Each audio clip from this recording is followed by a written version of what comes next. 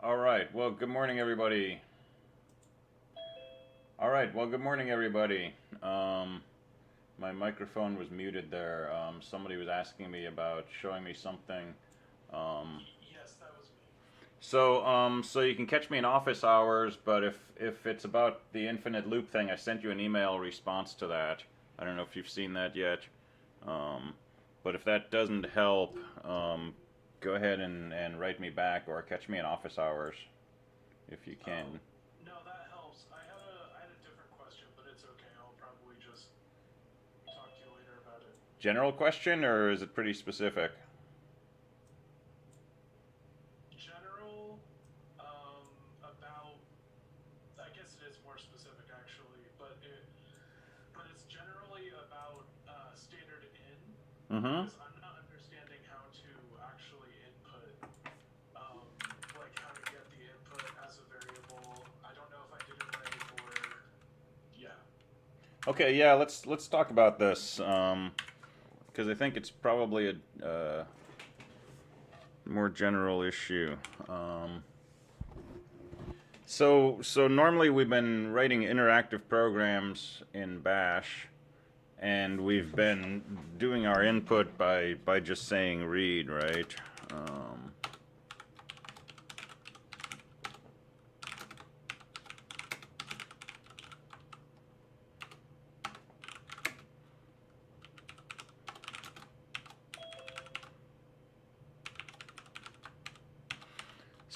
so something like that.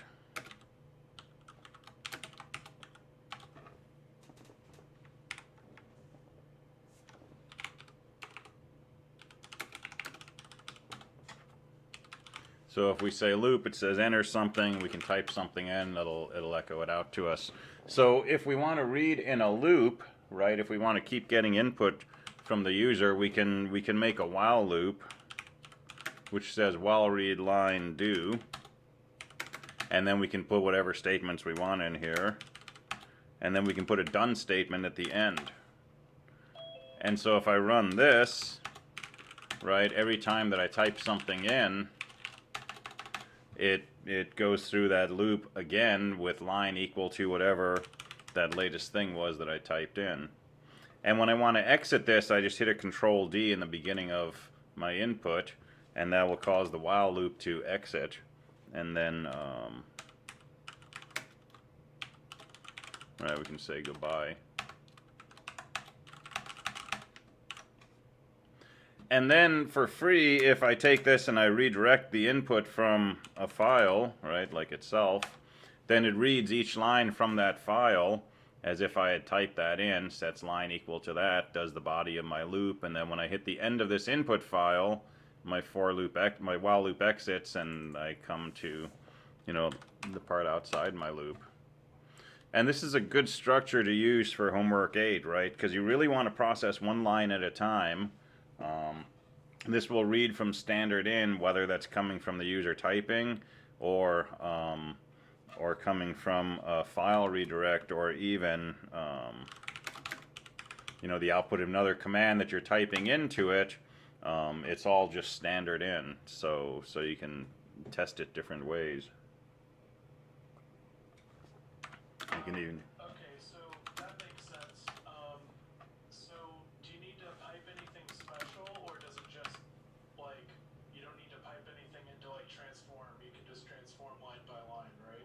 just transform line by line. Yeah, the whole algorithm is set up so it's really one line at a time, and you just keep adding on to your associative array.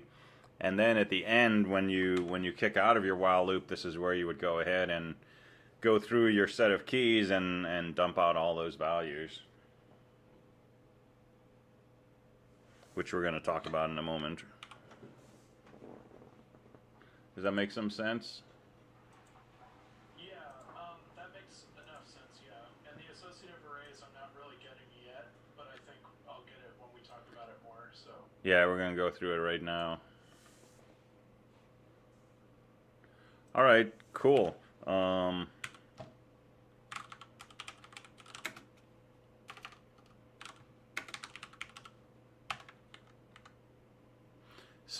So yeah, let's talk about associative arrays.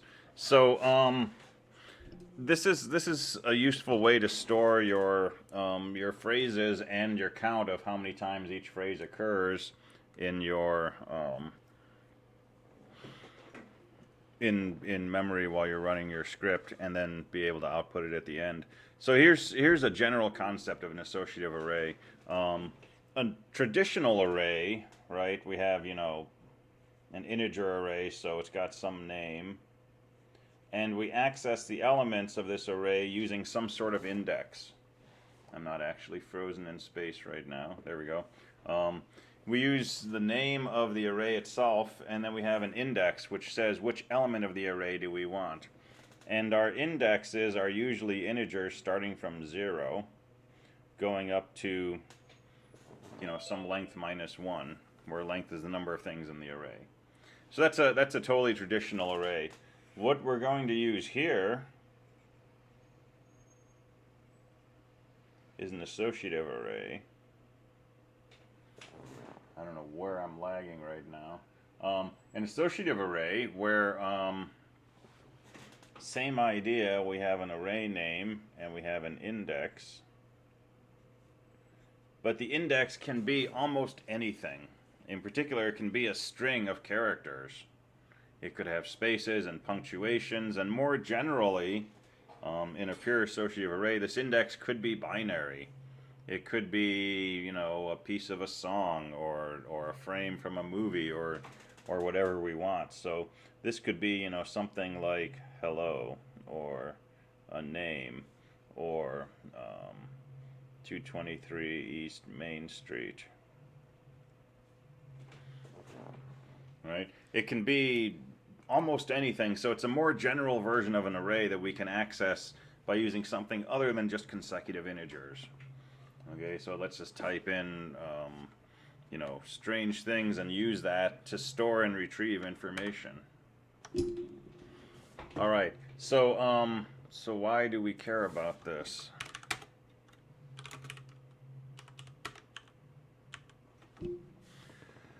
So there's sample code in here that this is from homework 8. There's sample code in here that you can copy and paste into a script and use it to play around with associative arrays. Now, you're not going to necessarily use this verbatim, but it's a way to explore the concept.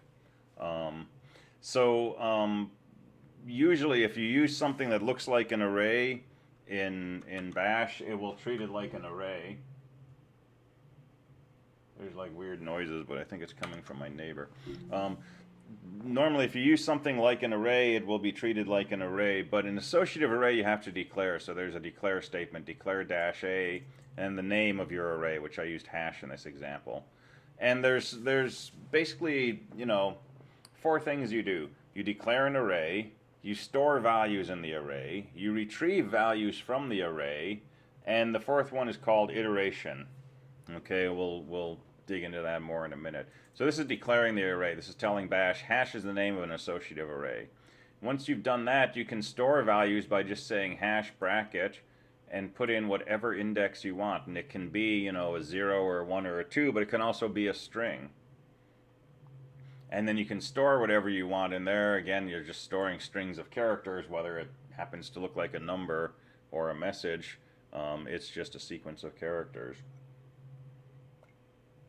But once you've done that, you can retrieve values from this hash, and this is where we get into the really strange syntax.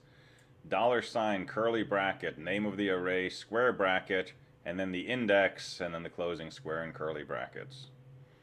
Okay, the less than, greater than are just delimiters I used in the echo statement, but this is the structure of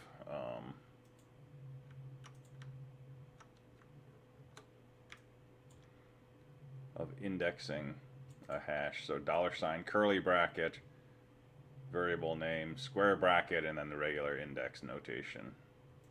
So like that. All right, so that lets you declare an array, store things, retrieve things. The other concept is iteration. And the deal with iteration is this: if we have an array indexed with consecutive integers going from 0 to len minus 1, and we want to see everything that's in that array, it's really easy to do. We just write a for loop. For I equals 0, I less than len, I plus plus, and we use I as the index. And that'll go through and it'll pull off everything that's in the array. With an associative array, we don't know what the indexes are because they're not necessarily 0, 1, 2, 3. They could be hello or Nick or 223 East Main Street. So we need a way to know what the possible indices are, and that's what this syntax down here does. So, and here's a for loop, and this is the for loop that I'm saying is okay to use in bash for 224. For variable in, and then this very strange syntax, $, curly bracket, exclamation mark, name of your array, square bracket, @ close square, close curly. If you do this, you will begin going through this loop, and each time you go through this loop, this variable key will have the value of another key in your hash. So this loop, if I set up these 4 entries in my hash, this loop would run 4 times. And one time key would be equal to hello, another time bye, another time what question mark, another time no with an exclamation mark. And once you know the value of a key, you can retrieve the value from the hash by using, again, $, curly bracket, name of the hash, square bracket, and then the key. And in this case, the key is in a variable, so I'm using $key instead of, quote hello. All right. If I try to access my hash with a key that does not exist, I just get back an empty line. So that's one thing to know. And if I store something into my hash at a key that's already been stored, I just overwrite it, just like a regular array. If you store something at array bracket 5 and then you store something else at array bracket 5, the first thing gets overwritten. Same thing with an associative array. All right, so that's the mechanics of using these things. What's the motivation? Why do we care about associative arrays? I'm going to have to reboot my machine later. We have this notion of parallel arrays.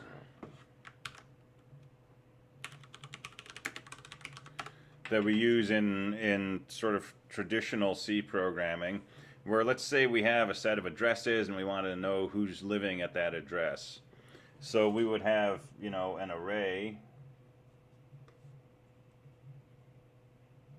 of addresses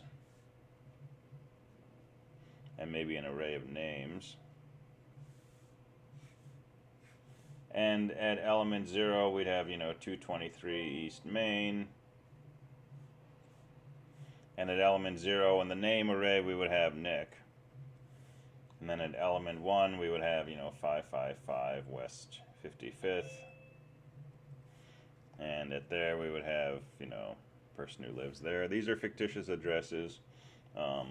And we'd also have, something like array length, which is just an integer, which says, we've got 2 things stored in our array. And so if I want to go through my array, right, I just increment an index from 0 up to and including 1, and I can print out the address as address bracket index, and the name is name bracket index. But when I want to search for something, I have to do a lot of work. If I want to know, who lives at 555 West 55th, I have to loop through all of the entries in my address array from 0 up through length -1. And see if that matches the thing that I'm looking for. And if it does, if I find this is stored at index 1, then I go to the name array at index 1, and I look up the name. And these are parallel arrays because, the nth value in the address array corresponds to the nth value in the name array. Okay, so this is really easy to do, but it's fairly expensive time-wise. You have to do a lot of iteration, you have to do a lot of searching. An associative array would let us store this information totally differently. Come on, camera, wake up. You can do it. With an associative array, we could have an array called, addresses, but we would index the elements with the actual address, and the value we'd store there would be the name. And now if I want to know who lives at 555 West 55th, I could just look for the value of address bracket, quote, 555 West 55th. And if I had information stored there, I would find it at that index. So yeah, these arrays can be very large. And the test cases that I've described in the assignment should not get you into trouble with this. All right, so what do you do with this for homework 8? Well, the idea is you have this index you're building. The index is a big associative array, and you index it with a phrase, and what you find stored at that phrase is the number of times that phrase has been seen. So you make yourself an array. Let me call it, I don't know, I'll just call it data. And let's say we get our first phrase, which says, hello. So data bracket hello there should get set equal to 1. And then you get another phrase which says, good day. These would be uppercase phrases because you're pre-processing your input and so on. So data good day would be equal to 1.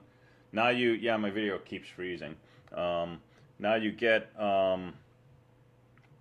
another occurrence of hello there. And you look in your data array, and hello there is equal to 1, and so you increment that, and you change that to hello there too.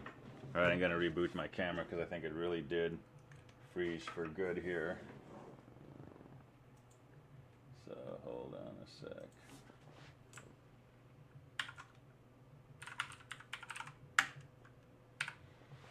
Let's see what it does.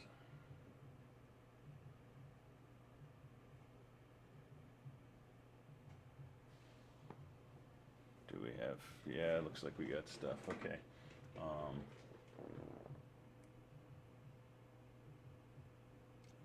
Your program freezes when you write it. Maybe your program freezes my camera. That would be tricky. All right, so you can use this to store your phrases, right? You get a new phrase, look in your data array, and see if there's a value associated with that. Take that value, add 1 to it, store it back in there. And now you don't have to do any housekeeping yourself, right? It's all being handled by this associative array. And if you retrieve a value, if you try to retrieve a value where the index hasn't been used before, you'll come back with an empty, just an empty string. But if you take that and you add 1 to it, it will treat it as a 0 and it'll turn it into a 1. So you don't even have to worry about whether you've seen your phrase before or not. Just grab the current value of your array indexed by your phrase, add 1 to it, store it back in there. And if your phrase is brand new, that'll totally do the right thing too. All right, and then when you're all done, you've processed all the input and you're ready to go ahead and print out what you found, do a for loop like this. Iterate over all the keys in the hash, and for each key you get, basically just print out the key, that's your phrase, and print out the hash value, right? The value in your associative array indexed by that phrase, that's the number of times you've seen it. Print that out in the beginning and then print out the phrase after it. So load that code in and play around with it. Get a feeling for what these associative arrays look like. Somebody asked the difference between @ and asterisk. I think the asterisk gives you iteration over the values, and @ gives you iteration over the keys, I think.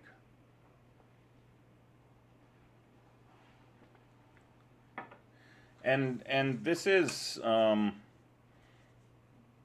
associative in the sense that with different pieces of data we have certain values associated, and so we think of these as key value pairs. And this is terminology you'll see when you work with hashes. Another name for associative array is hash, right? So key value pairs, with each key we have some value associated with it. And the value can be anything. In Bash it's going to be a string, but in something like C or Java it could be a big long array of things. It could be another associative array. It could be a 3-way tree of associative arrays. It can be anything you want, right? So we'll dig deep into this in 222 in winter. We'll figure out how hashes work. We'll code them. We'll use them. We'll build this on top of some of the stuff we've done in CSE215 with the number theory and stuff. And this is by some measures part of the key to how our brains work, how our memories work, right? We're pretty sure our memories are not sequential. when you want to remember the name of the person who loaned you a book, you don't go through your memory starting with your first memory and look to see if this memory is about somebody loaning you a book, and then check to see if that somebody is this person, and then check to see what the book is, right? That's not how our memories work. Our memories tend to do retrieval by association. Here's a book, and this book is somehow associated with this event from the past, and that event from the past is somehow associated with this person. And really quickly, in a few links, suddenly we've said, oh yeah, Charles is the one who loaned me this, right? This is why, a smell will suddenly bring back a memory from 20 years ago, because we have these connections between key value pairs. That's some cognitive theory. And yes, somebody just asked, sounds like you can use names instead of numbers as indices. That's really all it is, right? It's the fact that your index can be anything you want, like names, or for us, phrases, right? Collections of words separated by spaces or underscores, right? That might be, 200 characters long. We can use that as an index. And what do we store at that index? The number of times we've seen that phrase. Let's see, in $ curly, exclamation mark, hash bracket, at bracket, curly, why the exclamation mark? Because, why anything in bash? I don't know. But if you don't put that exclamation mark in, then it doesn't iterate through the keys. I don't know if there's a better reason for that. Yeah, because it's bash. So I've tried I've tried making sense out of that, and I haven't gotten very far personally. There's probably a better reason. I don't know what it is though. Do these hash calls choke on variable names? Nope. You should be able to use variable names, right? If you have a phrase called P, you can do but you have to do it in that peculiar syntax, right, where it's $. I don't actually have this memorized. $, curly bracket, and then data bracket, and this can be a variable. That's totally fine.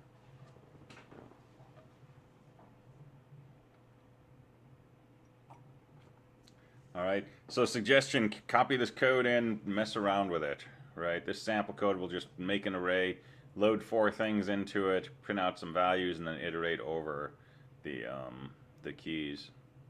But play with it, try to get a feel for what it does, and for me, when I first learned about associative arrays, it was the greatest thing I'd ever heard of. It became my do everything tool.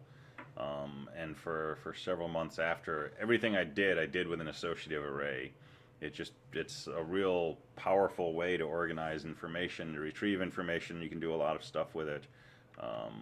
It's easy to, kind of go overboard and use this when you don't need something that powerful, but they're really fun to work with in some way.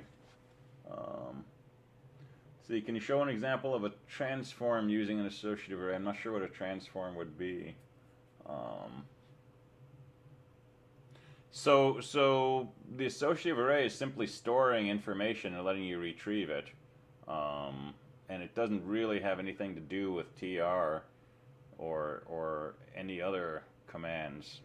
But after you've used tr and you've saved, you've done your processing, you've replaced spaces with underscores, all that kind of stuff, so you have some sort of phrase in a variable here. I can use that to access my associative array just like that, right? And I can pull a value out of that. I can add one with $paren, and then I can store my value back into my associative array. Let's see, homework 8, did you want to save the lines in a temporary file? You don't have to, and I'd recommend not, but if you really need to, you can do that. Just make sure it's not a likely file name to clobber something else in the person's directory. But there should be no need for that. You should be able to process the input one line at a time, and you need to process it one line at a time because the end of the line is also an end of a phrase. And if you pull everything in and it gets turned into a bunch of space-separated things, you won't pick up those end-of-line phrase terminators. So just read a line, process it, output it. Read a line, process it, output it. No need to save stuff. Let's see. I'm confused how we break lines into separate phrases. How we know where to break the sentences.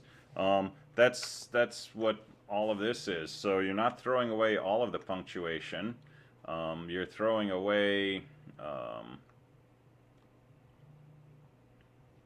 these special characters. All right. And then these are the things that end phrases. So I'm suggesting convert each of those into a space, because that will make breaking things up pretty easy using this for loop structure. Otherwise, you have to play around with an input field separator, and that gets a little wonky.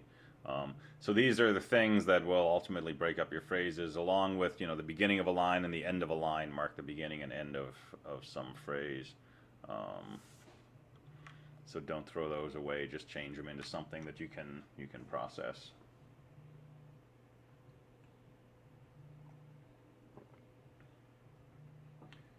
All right, good questions.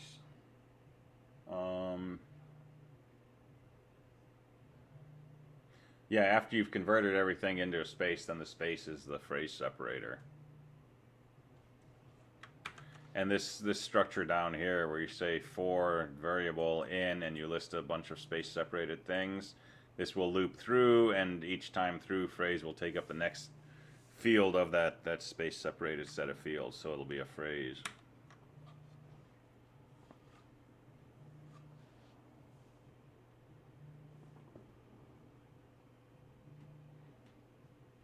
All right, good.